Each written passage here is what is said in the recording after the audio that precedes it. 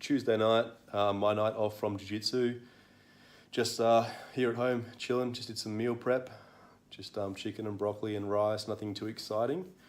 Ryan's coaching the fundamentals class as we speak. So I was there for about 20 minutes watching everyone warm up. So I think there was about maybe 15 on the mat. And a good percentage of those were women as well. I think we had 5 women on the mat. So it's been really good to see the mat sort of growing with women. Just makes a more diverse culture, different kinds of people, male, female, personality types. I think it's easy for certain gyms to fall into traps and attract a certain kind of person. So we're attracting a bit of a mix at the moment, which is really cool to see. One of the things I'm really proud of is Ryan and I have been able to develop a culture that's stayed pretty clean, and we've been able to sort of keep a group together as well. So as the club grows, there's still no in-crowd, like everyone's kind of part of the same social group. So we want to try to maintain that where there's no one excluded and everyone's enjoying their training still. So yeah, quite a few on the mat tonight. I think majority were there. So getting in some fundamental guard passing skills. I think Ryan's going to cover a little bit of the Z as well. I'm not too sure. I've been covering Z this week. Passing is the theme all week this week. I've been finding it pretty good since we've been doing themes, because I think, every time you go into jiu-jitsu and it changes every night, it's pretty hard to keep up with, and it's hard to maintain and sort of retain the information as well. And I think by doing a theme week by week, it gives the guys that are, coming in twice or 3 times half a chance to build off what they learned the night before. And I'm finding that quite effective. Obviously, Medal Chasers this Thursday coming up. We've got the SGT tournament March 10.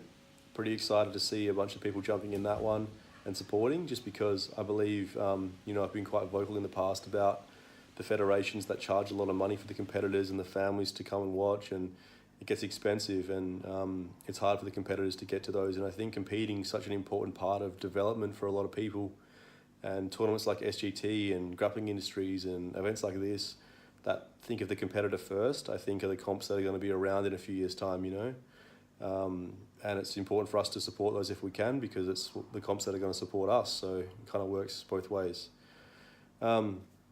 Kids classes have obviously kicked off now at Matt Shark. We've seen a really good amount of kids come through. We've probably had a minimum 12 on the mats. It's been pretty hectic. That's obviously Coach Kevin and Kelly running those. They're doing a really good job.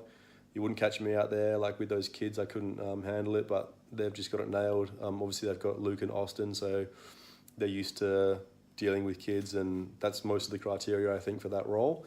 Having said that, Kev's a pretty good coach, and he's definitely got the fundamental skill set as a blue belt to be able to deliver the fundamentals at a high level, and keep the kids engaged as well, which is a really, really important aspect of coaching kids, I think, is being able to get them to pay attention to you. Obviously Josh Moore helping out as well, and Justin. It's been really good having those guys there as well to help out. The more, the better, really. Even Mick has been getting down as well, helping out, and Sass, and just having more people there, the better. More parents as well that are from jiu-jitsu to sort of be on the mat and just help guide and help the kids with their front rolls. And I mean, it's hard to watch all the kids at once, they're all going to need help, and we sort of got a pretty good ratio of parents to kids at the moment helping out, which is really helpful. Jean-Jacques Machado is here soon in Perth. He will be coming to Greenwood, so a little bit of a drive.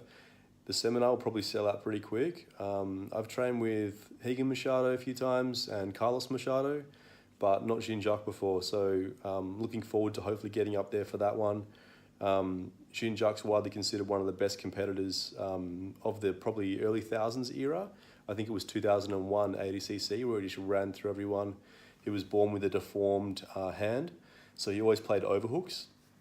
And at the time, overhooks weren't really widely explored for no-gi, and he really proved its efficiency and effectiveness. And based on that, he was a really, really good competitor at that sort of time period, and Jean-Jacques widely regarded as one of the best competitors of that era, so it'd be pretty cool to get up there and train with him. I don't think he comes out to Australia all that often, so pretty important to try to get out there for that one, for myself at least. But if you guys want to head up, I think it's $150 per seminar. He does one gi one and one no gi one, and if you do them combined, I think it's $250. So pretty good investment, really. I mean, a lot of seminars, I say this about a few guys. Obviously, I can't speak from experience with Jean-Jacques, but I know for sure, like one I always talk about is John Will. John Will's a guy who comes, twice a year now, I think. And his seminars are just bang for buck because you retain the information. I found the same to be true with Carlos Machado. You retain the information.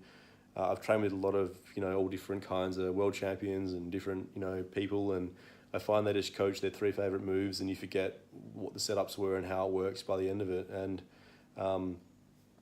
in terms of bang for buck, I think it comes down to, are you taking away the information you paid for? And I found that to be true with a few guys, as I mentioned, Carlos and John Will, and I've heard the same about Jinjak, so looking forward to that. Speaking about seminars, we had Josh Precasting over here on Sunday. He was here to compete over the weekend, and he did a seminar at Armour HQ. He covered Peruvian necktie, guillotines with the arm in from the Z, passing Z, and then also covered the Jap necktie as well. Quite a good setup for that.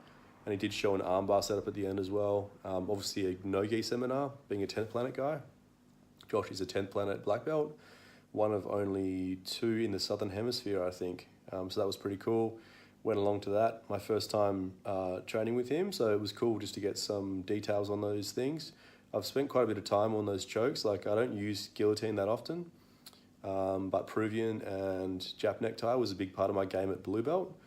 But seeing some of the details he was able to refine and the setups was pretty cool, just helping it sort of add those little finishing details, because they can be a bit finicky to sort of get to come on.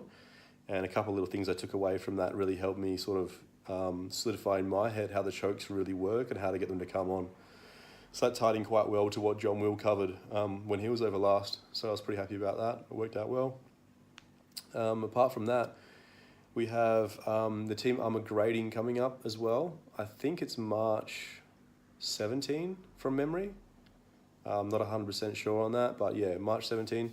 So if you're keen to come up for that, it's always a good night, getting plenty of rolls. It's in the gi, and we try to get in up to those, even if we're not grading, just because it's a good experience and to get some rolls in.